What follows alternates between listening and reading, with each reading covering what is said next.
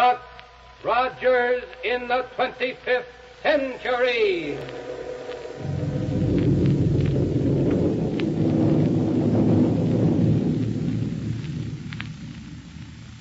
Buck Rogers is on the air, brought to you by the makers of Popsicle, Fudgicle, and Creamsicle, those delicious frozen confections on a stick.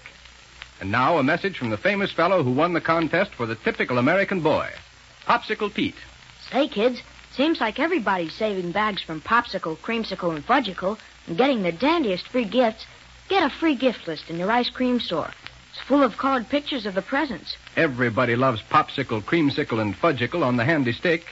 Are they good? So pure, so delicious, so downright refreshing. Gee, you're making my mouth water. Now they're full of energy, too, and a great big one costs only 5 cents. The biggest nickel's worth I ever saw. And remember, everything that goes into these great big luscious confections is the freshest and the finest. The kind of ingredients Mother uses in her own kitchen. Eat Popsicle, Fudgicle, and Creamsicle as often as you like. They help make you strong, but be sure you get the genuine. Look for the name Popsicle, Creamsicle, or Fudgicle printed on every bag. Save bags for free gifts every day. Save your gift list, too. It's got a coupon on it worth 10 bags. Well, now with Kane and Aardala established in the headquarters at the ruins of ancient Philadelphia, with Black Barney under the influence of the psychic restriction ray, things promise to be pretty exciting. But let's first pick up Buck and Wilma aboard their rocket plane as it roars along on its way to Doctor Heur's laboratory in Niagara. Here we go, 500 years into the future.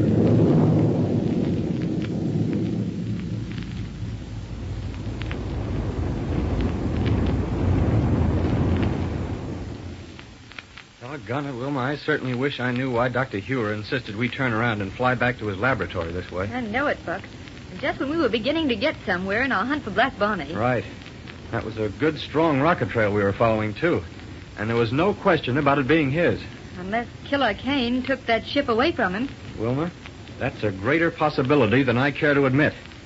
Yes, sir, you'll never convince me that Barney had run off with an experimental ship that way unless somebody forced him into it. And who could it be but Killer Kane? Right. And that's why I hated to leave the hot rocket trail we were following.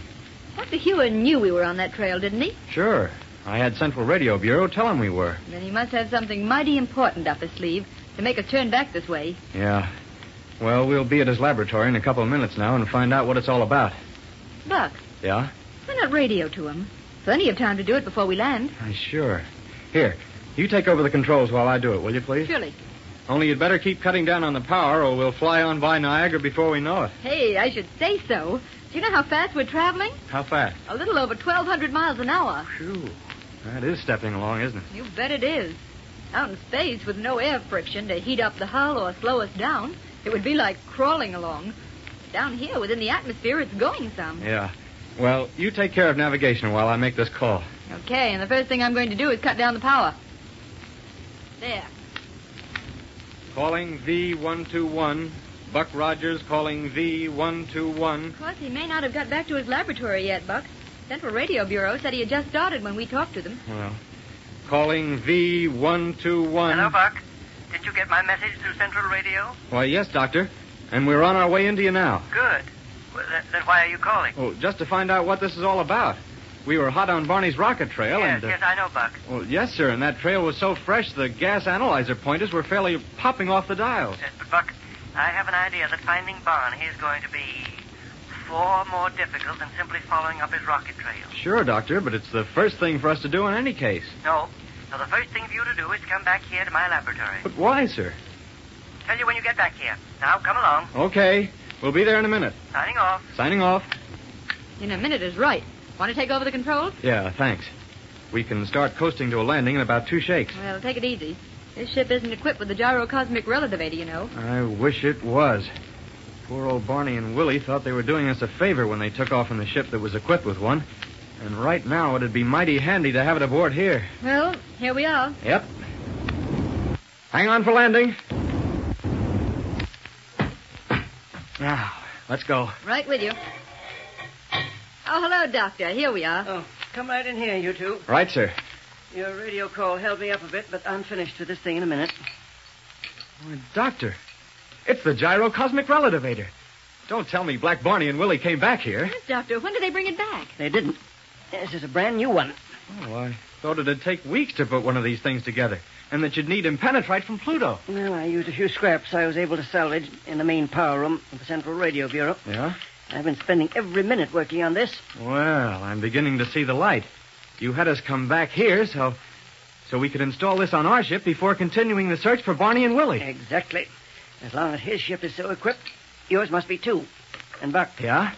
I don't know how you feel about it, but I'm of the opinion that Kane and Aardala must have something to do with the disappearance of Barney and Willie. We certainly agree with you on that, sir. Yes.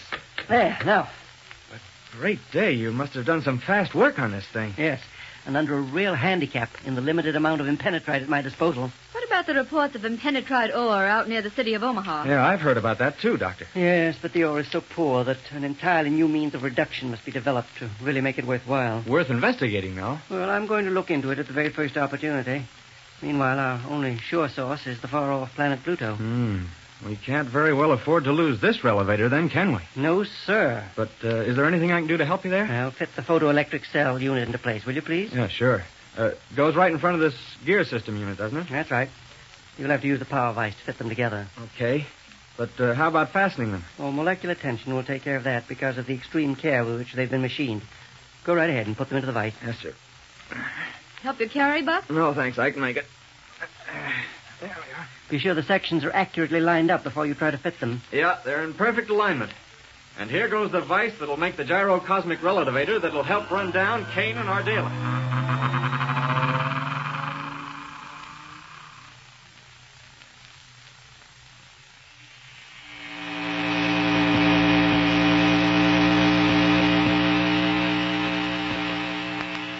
Well, Barney, how do you feel now? The psychic restriction ray isn't so bad, is it? It's marvelous, Chief. Just leave it on for a couple of hours or two more, will you? Sounds to me as though he's had plenty, Kane. Right, Aardala. You can turn it off. All right. All right. Get up now, Barney. Yeah. Thanks, Chief. I certainly appreciate your letting me get exposed to it. Yeah. Then perhaps you can be of some help to us now, eh? Oh, I'll try awful hard, Chief. That's the stuff. What we ought to do, Aardala, is get hold of Rogers and put him under the psychic restriction ray. Not a bad idea. Dumb as he is, I think he might really be of some use to us. Well, Well? from now on, we've got to take it easy and carefully plan everything we're going to do. Now, Barney. Huh? Yeah, Chief. Go out to where we've buried the rocket ship that has the Gyro cosmic relativator on it. Okay. Take along a non-recoil energy projector so you can push the dirt and rocks away from the door of it and get abroad. And then what? Then take out the radio and bring it in here. But be sure you leave the path to the door of that rocket ship clear. How come? I want that ship to be ready for immediate takeoff, just as soon as it gets dark. Okay, Chief, I'll do it right away. How about bringing the ship up out of its hole onto the level ground? Not much. That would leave it in plain sight of anybody who might be flying around looking for us. Oh, yes. Having that natural waterfall out there to cover up the entrance to this headquarters is a real help. Yes. And right here in this old laboratory of Professor Smith's, we have all the scientific apparatus we could possibly want, Aardala. Our setup is perfect. Well, what are we going to do with it? Before anything else, Aardala, we must send Barney out after supplies and equipment. Whoa there, Kane. Wouldn't it be much safer for you to go? Not by a long shot. The minute anyone in this country saw me on the loose, every radio in America would start buzzing. But Barney's all right. People are used to seeing him around, and no matter what he might be doing, nobody would try to interfere with him. Yeah, I guess you're right. Of course I am. The only thing he'll have to do is stay clear of Niagara, where they know he's missing. Yeah, so far as that's concerned, though, they probably know he's disappeared in every city of the country. Aardala, you seem to forget that our friend Barney is Prime Minister of Mars in his spare time. They wouldn't dare broadcast news of his disappearance in this day and age. Okay. What are you going to have him do? Go into a bunch of small towns and pick up all the weapons he can find. And bring us a good, fast space cruiser. What would he do with the ship we have now? Bring it along, too. It's equipped with magnetic grapples, isn't it? Yeah. Then all he needs to do is pick out a likely-looking battle cruiser, clamp onto it with the grapples, and bring it back here. How about the chances of his rocket trail being picked up? No chance. That ship carries a rocket dampener, which I hooked in. It'll leave such a faint trail that the wind will blow it away within a few minutes.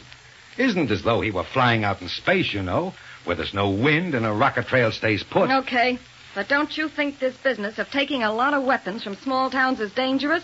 Suppose somebody sees him taking them and gets suspicious. Then all he needs to do is doff his flying helmet, look official, and pass some remark about being hot on the trail of Killer Kane and Aardala. And what about the chances of Barney's trying to double-cross us? Don't worry.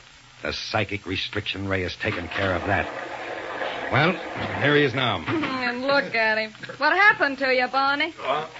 I'm all right, Miss Aardala. Only I got kind of wet coming through the falls. Oh, why didn't you use a force ray to push the water aside? On account of I had to use both hands to carry this radio. Here you are. Did you get that wet, too? Yeah, Chief. I guess maybe it did a little. Then we'll have to wait for it to dry out. Maybe it'll work anyway. I'll plug it in and see. All right. Now, Barney. Yeah? Just as soon as it gets dark, I want you to go out and get us a lot of equipment from the small towns that lie to the west of us. Sure, Chief. Only wouldn't it be a good idea if I was to take along some atomic bombs with me? Atomic bombs? Sure. To blow up the municipal storehouse where I'm going to get the stuff. No, Barney. This is one time you'll have to go about it very quietly and unobtrusively. Yeah, very Huh? Now listen carefully, and I'll tell you what you're to get. For transportation, of course, you can use the rocket plane. That's equipped with these gyros.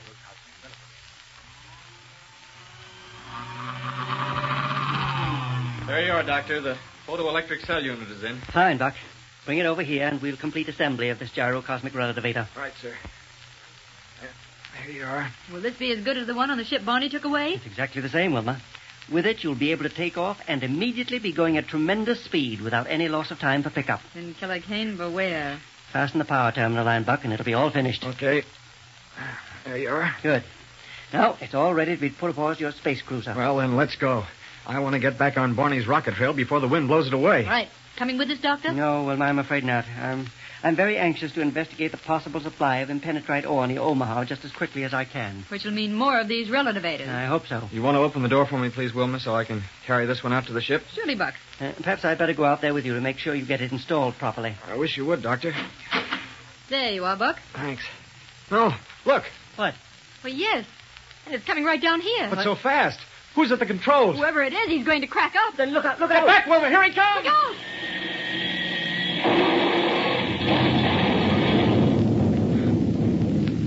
Well, I wonder who and what under the sun that was. I certainly hope none of our friends got hurt.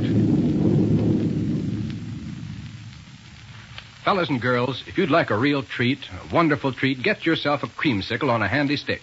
Does that hit the spot? A great big chunk of delicious ice cream covered with chocolate fudge or pure fruit flavors. What a nickel's worth. Nourishing, cooling, and made fresh every day in only the best, sunny, inviting ice cream plants. Remember, whether you buy creamsicle, popsicle, or fudgicle, be sure they're genuine. Look for the U.S. registered trademark name printed right on the bag. Kids, save those bags.